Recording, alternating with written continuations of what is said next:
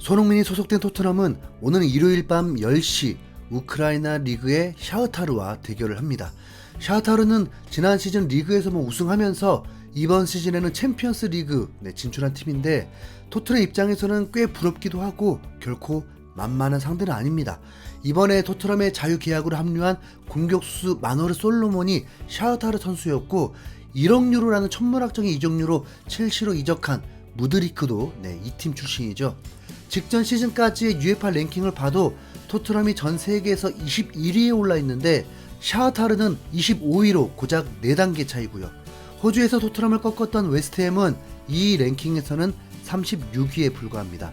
웨스트햄, 레스터시티, AS 로마를 상대로 실속 있는 프리시즌을 하려고 계획했지만 결과적으로는 웨스트햄에게 2대3 패배, 싱가포르의 라이언시티에게 5대1 승리로 뭔가 많이 싱거운 느낌이 드는데요. 애매했던 아시아 투어가 끝난 이후 일정이 오히려 더 그럴듯한 상대와 만납니다. 토트넘은 샤흐타르전 이후인 8월 9일 수요일 세계 최강팀 중 하나인 바르셀로나를 상대로 조한 갬퍼 트로피 대회도 하게 됩니다.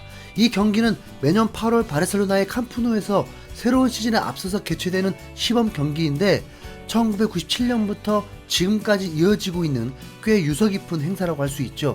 토트넘은 이 경기 이후 4일 뒤인 13일에 프리미어리그 개막전이 예정되어 있고요. 본격적인 개막전이 시작되기 전에 제대로 된 당금질을 할 수 있어서 그나마 다행입니다. 토트넘 선수들의 새로운 소식은 아직 아무것도 없습니다. 소문만 무성한 거죠. 호이베르가 아틀레티코 마드리드로 간다. 은돈벨레를 튀르키예 갈라타사라이에 1,500만 파운드에 팔아버린다. 모우라가 상파울로로 갔다? 모우라는 이미 토트넘 선수가 아닙니다.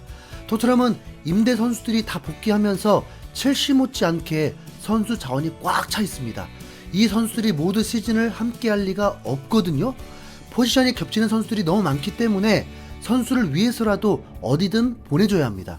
개막이 8일밖에 남지 않았는데 최근 토트넘 훈련 영상이 공개가 되었는데 이 영상에서 뭔가 힌트가 있지 않을까 호기심이 생겼습니다. 훈련에 참여하지 않는 선수들이라면 더 유력해지잖아요. 그런데 영상을 시청하면서는 오히려 순간순간 깜짝깜짝 놀라게 되었습니다. 우선 케인이 자전거를 타고 있습니다. 케인은 개막하기 전까지 이적이 성사가 되지 않으면 그대로 남겠다고 선전포고를 했다고 했는데 초조하게 기다리고 있는 게 아니라 토트넘 일원인 듯 운동을 하고 있었습니다. 뮌헨은 드디어 토트넘의 최후 통첩을 했다고 전해졌습니다. 스카이스포츠 독일판은 뮌헨이 1억 유로 플러스 알파의 조건으로 토트넘에 최후 제안을 넣었다. 뮌헨은 5일까지 즉각 답변을 줄 것을 요구했다.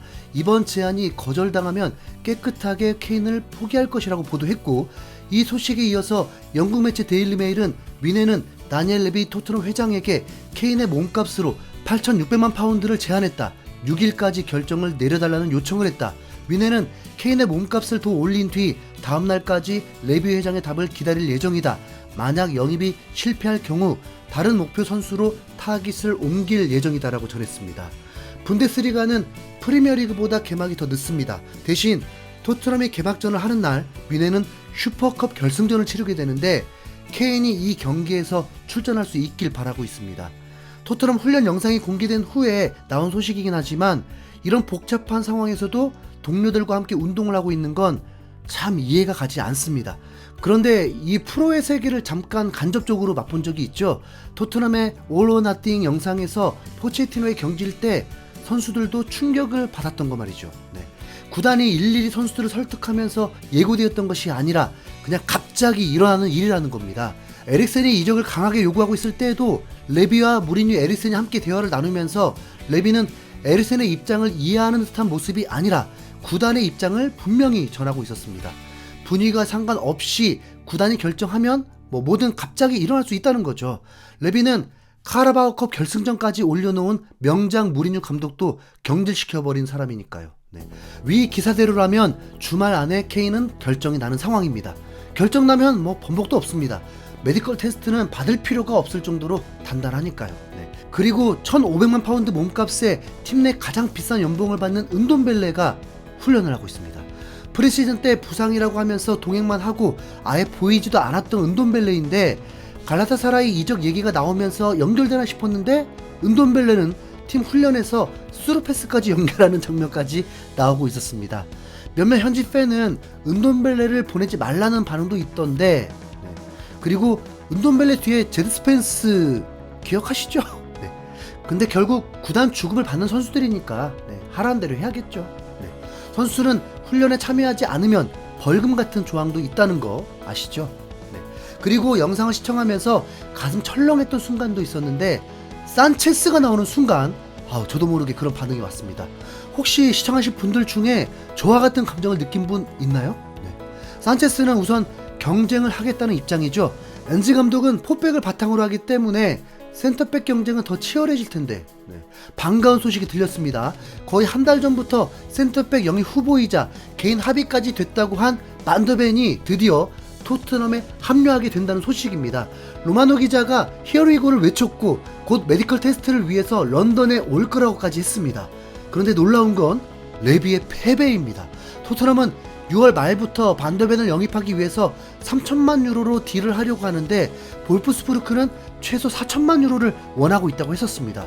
이 금액 때문에 리버풀은 아예 포기를 했었고, 영국 텔레그래프는 3,500만 유로 정도의 계약이 될 거라고 예상하기도 했습니다. 그런데 5천만 유로라뇨? 이 금액은 김민재, 로메로 영입 금액과 맞먹습니다.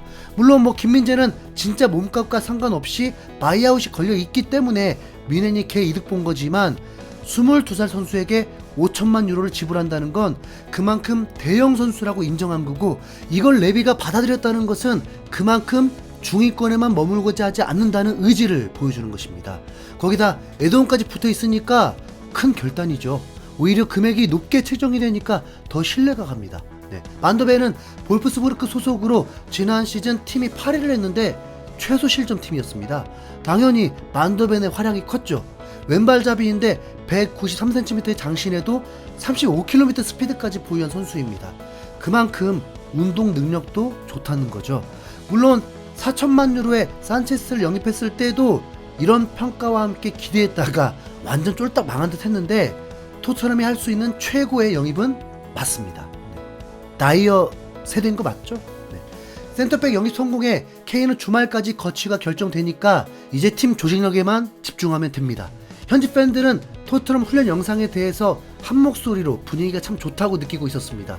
실제로 손흥민도 매우 편안하고 안정적으로 느껴지죠.